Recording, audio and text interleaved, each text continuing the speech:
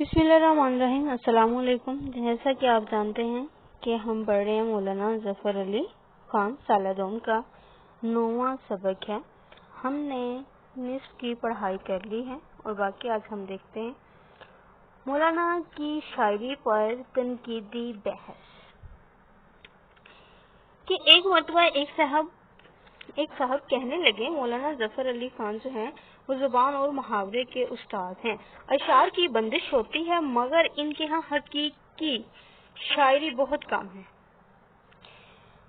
तो मुसन्निफ कहते हैं कि मैंने कहा कि जरा आप पढ़ के तो देखें उनकी नज़्में किस तरह की हैं। तो मौलाना साहब के अशार पढ़ने के बाद मालूम होता है कि इनका दिल इश्क व मोहब्बत के लतीफ जज्बात से खाली है।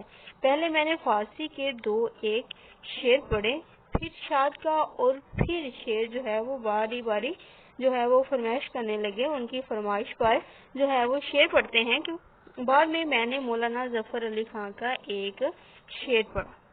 तो वो शेर सुन के आम लोग जो हैं वो इससे लाइलम हैं। तो वो शेर सुनकर तड़प के कहने लगे, किसका शेर है? मैंने कहा, जो शख्स ऐसा बाकमाल शेर कह सकता है इसके मुतल्लिक आपकी क्या राय है? कहने लगे, इसके शायर होने में कोई शक नहीं है। मैंने कहा, तो फिर सुन लीजिए, ये शेर मौलाना जफर अली खान का है। ये सुनकर जो है उनका ऊपर का सांस ऊपर और तले का तले रह गया। मुसन्निफ का गुफ्तगू का पहलू बदलना और शेर खानी करना कि उन्होंने इनको जो है वो शेर सुना दिए। आम मुशाहरों की मुश्किलात का जिक्र कि किस तरह से जो है वो लोग मुशाहरों में आते हैं और कलाम अपना पेश करते हैं, उनमें मुश्किलात किस किस्म की आती हैं। फिर हकीम फकीर मोहम्मद चिश्ती से रजू ये क्यों करते हैं? वो कहते हैं कि अक्सर जो है वो शायरों को देखा है कि वो शेर कहना चाहते हैं तो पहले जो है वो हकीम फकीर मोहम्मद साहब चिश्ती से रजू करते हैं, उनसे असलाह लेते हैं, फिर एक दिन में उनको एक शेर लिख के दिखाते हैं, तो फिर कहीं जाके जो है वो शेर कहने के काबिल होते हैं। फिर शायर मुसन्निफ कहते हैं कि दूसरों पर नाराजगी किस तरह से निकाली जाती है। कि ये साहब क्या करते हैं कि जब शेर कहने लगते हैं तो कहते हैं कि हमारे पास कोई बोले ना, या तो बीवी को पीटते हैं, मारते पीटते हैं, या फिर उनसे खुद मार खा लेते हैं। तो इस तरह जो है वो शायरी करते हैं। मौलाना की मौजूदगी में दफ्तर में जो है वो चहल पहल रहती है। मौलाना साहब जैसे ही आते हैं वो सबका हालो अहवाल पूछते हैं, उनकी सेहत का ख्याल रखते हैं, तो सारे हंसते हैं। तो इस तरह चहल पहल सी हो जाती है उनके आने से। दूसरों को अशार सुनाना।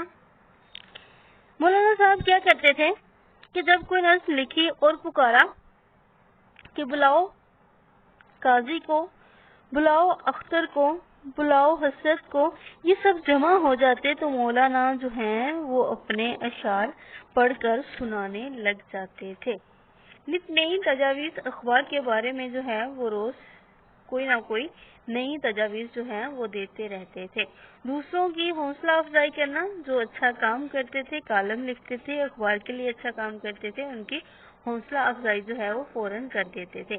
मौलाना के दफ्तर से दूर रहने की दुआएं और इनकी कबूलियत के लोग चाहते थे कि मौलाना जो हैं वो दफ्तर में ना आए। क्योंकि इनको बहुत ज्यादा ख्याल था खतो खताबत का कि अखबार में किसी किस्म की कोई गलती ना हो, इसलिए जो है वो लोग दुआएं करते थे कि मौलाना जो है वो दूर ही रहे। मौलाना को अखबार की जबान और सेहत का पूरा ख्याल था, तो वो किसी किस्म की जो है वो गलती, एक हर्फ की गलती भी बर्दाश्त नहीं करते थे। एक एक जुमला जो है वो खुद पढ़ते थे, अगर उनमें कोई गड़बड़ नजर आती थी तो फौरन से कहते थे कि ऐसा नहीं है, हम ये अखबार जो है वो नहीं निकालेंगे। जुज़ियात पर गहरी नजर के एक एक जो है वो हर्फ को अच्छी तरह से देखा जाता था। اخبار کے معیار پر کسی قسم کا سمجھوتہ نہ کرنا کہ اخبار میں اگر کسی قسم کی غلطی ہے تو اس پر سمجھوتہ نہیں کیا جاتا تھا. غیر معیاری اخبار شائع نہ کرنے کو ترجیح دینا. تو وہ کہتے تھے کہ غضب خدا کا، قرآن کی آیت ہی غلط لکھ دی، جلا دو سب کاپیاں، اعلان کر دو کہ کل اخبار نہیں نکلے گا، بلاؤ اختر کو، اختر کہاں ہے، بند کر دو اخبار، میں یوں اخبار نہیں نکالنا چاہتا. مطلب مولانا ظفر علی خان کو اخبار کی خط و خطابت کے بارے میں یہ تھا کہ کسی قسم کی کوئی غلطی نہ ہو، اخبار میں ایک بھی حرف جو ہے وہ ادھر سے ادھر نہ ہو، جو لکھا گیا ہے وہ بالکل درست ہو. اگر اس میں کسی قسم کی کوئی غلطی نظر آتی تھی تو اخبار کو فوراً سے روک دیتے تھے اور کہتے تھے کہ میں نے اخبار جو ہے وہ نہیں نکالنا. آج کا ہمارا سبق مکمل ہوا مولانا ظفر علی خان کا. آپ نے اس کی اچھی طرح سے پڑھائی کرنی ہے، اس کے اہم نکات کو سمجھنا ہے اور ان کو مد نظر رکھنا ہے. اللہ حافظ.